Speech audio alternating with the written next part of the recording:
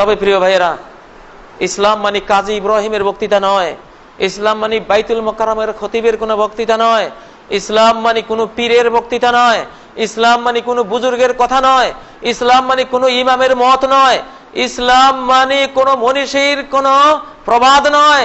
ইসলাম মানে ক্বাল আল্লাহু ক্বাল রাসূলুহু, আল্লাহ বলেছেন, রাসূল বলেছেন, এই দুটি কথার নাম ইসলাম। এটাই ইসলাম। কাজী ইব্রাহিমের কথা কোনো দলিল নয় যতক্ষণ সে কোরআন থেকে কোটেশন না দেবে, হাদিস থেকে দলিল না দেবে যে এটার এই দলিল আছে। এখানে 1 শতক জমিন কিনতে আপনারা 25 থেকে 50 বছরের দলিল ঘাটাঘাটি করেন।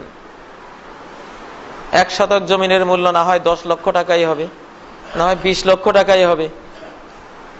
10-20 লক্ষ টাকার একখানি জমিন নিতে 25 থেকে 50 বছরের দলিল খোঁজেন। এর কবল আছে কিনা দেখতে হবে, পাতায় পাতায় উল্টিয়ে উল্টিয়ে, আবার পড়েও দেখতে হবে রিরাইটিং আছে কিনা, কলমের খোঁচা 2 বার পড়েছে কিনা, এটা আবার কেন, বিশেষজ্ঞ রিপোর্ট লাগবে, দলিল ঠিক কিনা, সিএস রেকর্ড আছে কিনা। রেকর্ড না থাকলে এই জমি কিনা যাবে না, কারণ এটা তার কিনা প্রমাণ হয়নি। আরএস রেকর্ডও লাগবে, আরএস রেকর্ড ছাড়া জমিন কিনা যাবে না, কারণ এই মালিকের কিনা প্রমাণ হচ্ছে না, আদৌ এই জমিন তার আছে কিনা আমি বিশ্বাস করলাম না। খাজনার পর্চা আছে কিনা, রসিদ আছে কিনা, ডাড্ডা খতিয়ান আছে কিনা, কত দলিল, কত ডকুমেন্টস, কত এভিডেন্স 1 শতক জমিনের জন্য আপনারা খোঁজেন। বাঙালিরা কি চালাক, রিকশাওয়ালা শুদ্ধ এত চালাক, বাইতুল মোকাররমের খতিব কাজী ইব্রাহিম সাহেবেরও এত জ্ঞান নাই, একটা রিকশাওয়ালারও যত জ্ঞান 1 শতক জমি কেনার জন্য গেলে। কি চালাক এই লোকটাই, বেকুব হয়ে যায়, ননসেন্স হয়ে যায়, জ্ঞান শূন্য হয়ে যায় ইসলামের কথা বলতে গেলে। কোনো দলিল খোঁজে না, কোনো প্রমাণ চায় না। হুজুর বলেছেন, বুজুর্গ বলেছেন। মোল্লা জীবনকে একজন বললেন, হুজুর আপনার তো স্ত্রী বিধবা হয়ে গেছে। হুজুর ওখান থেকে কাঁদতে কাঁদতে নিজের বাড়ি পর্যন্ত আসলেন, অফিস থেকে বুক ভাসিয়ে একেবারে মাটি পর্যন্ত ভিজিয়ে ফেললেন। বাড়িতে এসে স্ত্রীকে দেখে বললেন হাউমাউ করে কাঁদতে কাঁদতে, আহা এই অল্প বয়সে কি করে বিধবা হয়ে গেলা, কিভাবে তুমি বিধবা হলা? স্ত্রী বলে, কি পাগল নাকি তুমি, তুমি বেঁচে থাকতে আমি বিধবা হলাম কি করে? তখন মোল্লা জীবন বলেন, ঠিকই তো বলছো, আমি তো একটু চিন্তাও করলাম না যে লোকটা কি বললো, স্বামী বেঁচে থাকতে স্ত্রী বিধবা হয় কি করে? কয় যে এটা তো একজন মুসলমানে বলেছে, আমি মনে করেছিলাম দাড়িওয়ালা টুপিওয়ালা পাগড়িওয়ালা মুসলমান, উনি কি আর মিথ্যা কথা বলবেন, আমি তো দলিল পত্র খুঁজি নেই। এই হলো অবস্থা বাংলাদেশের মুসলমান। হুজুর বলেছে আর যায় কোথায়, পীর সাহেব বলেছে আর যায় কোথায়, এটা যেন কোরআনের বাণী না। দেখতে হবে, দলিল দেখতে হবে। আপনি 1 শতক জমির জন্য এত বছরের দলিল খোঁজেন, আপনি যদি সর্বনিম্ন জান্নাতি হন, সবার পরে জান্নাতি যান, আপনি পাবেন এই পৃথিবীর মতো 10 পৃথিবী, 10টা পৃথিবীর বিশাল সাম্রাজ্য, বিশাল ভূমি আপনি পেয়ে যাবেন দলিল ছাড়া, প্রমাণ ছাড়া। এত বড় সম্পদ, মহা সাম্রাজ্য কিনে নেবেন, দলিল লাগবে না? প্রত্যেকটা মাসালা দলিল লাগবে, প্রমাণ লাগবে। দলিল প্রমাণ ছাড়া কোনটা আমরা নেব না। বাংলাদেশে ইসলাম এসেছে 1300 বছর আগে, কিন্তু দলিল এসেছে, বুখারী এসেছে মাত্র 400 বছর আগে। মুসলিম, তিরমিজি, নাসাই, আবু দাউদ, ইবনে মাজাহ হাদিসের ভান্ডারগুলি এসেছে মাত্র 400 বছর আগে। 1300 বছর থেকে 400 বছর বাদ দিলে আর কত থাকে? 900 বছর। 900 বছর আমরা ইসলাম পালন করেছি কি দিয়ে? মকসুদুল মুমিনিন, রাহে নাজাত, পান্দেনামা, পীর সাহেব বলেছে, মুন্সি সাহেব বলেছে, অমুক বাইর দরজার মোল্লায় বলেছে, এইভাবে ইসলামকে ফলো করেছি। সর্বপ্রথম শাহ ওলিউল্লাহ রহমতুল্লাহ আলাই উপমহাদেশে এই হাদিসের ভান্ডার নিয়ে আসে।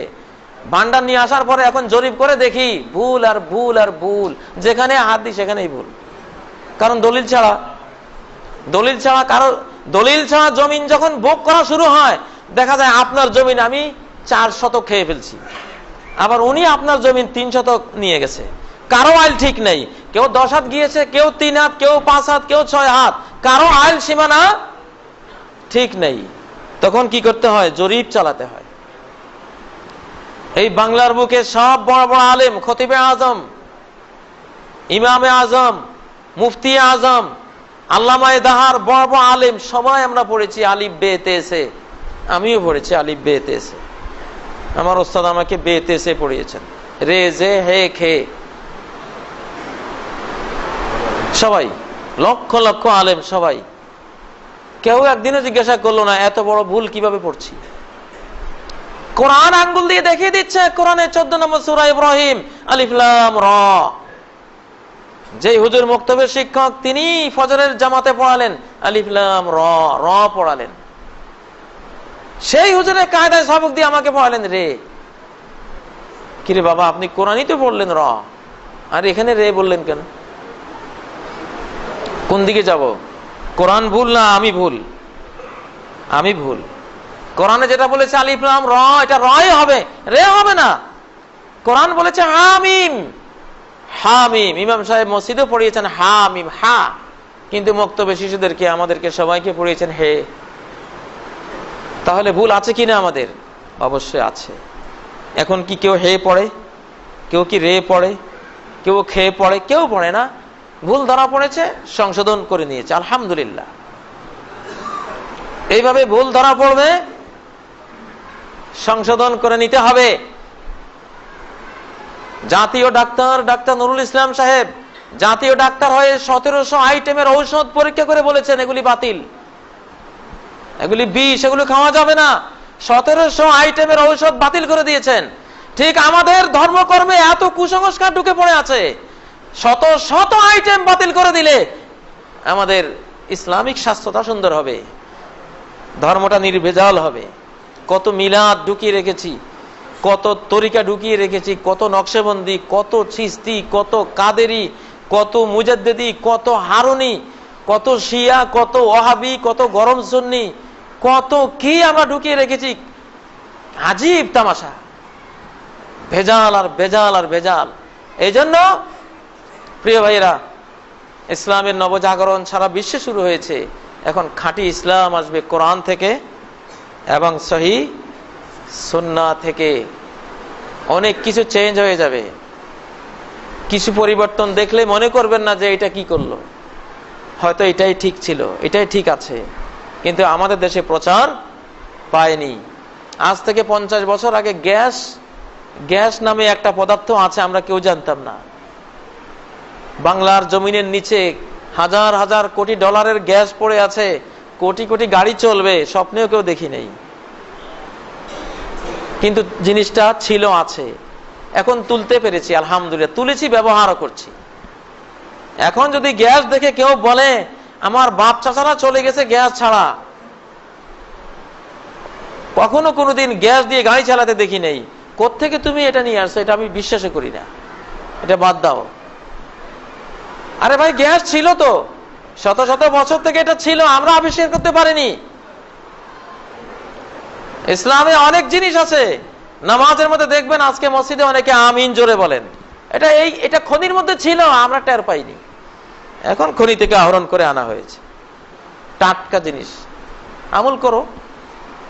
আল্লাহ রাসূল মুহাম্মদ সাল্লাল্লাহু আলাইহি সাল্লাম সম্বন্ধে সহিহ হাদিসে এসেছে, ইজা ফারাগা মিন গায়রিল মাগদুবি আলাইহিম ওয়ালাদ-দাল্লিন ক্বালা আমিন ওয়া রাফা বিহা সাওতা। আল্লাহ রাসূল সাল্লাল্লাহু আলাইহি সাল্লাম নিজে ইমামতি করার সময় যখন ওয়ালাদ-দাল্লিন পর্যন্ত পড়তেন, তখন আমিন বলতেন, ওয়া রাফা বিহা সাওতাহু, তার আওয়াজকে সুউচ্চ করতেন, সবাই শুনতে পেত। এবং পেছনে সবাই আমিন বলতো, যেটা মক্কার বাইতুল্লাহতে, কাবাতে, যে কাবার দিকে ফিরে সবাই নামাজ পড়েন, সেই কাবাতে এই আমিন জোরে আছে কিনা? অবশ্যই আছে।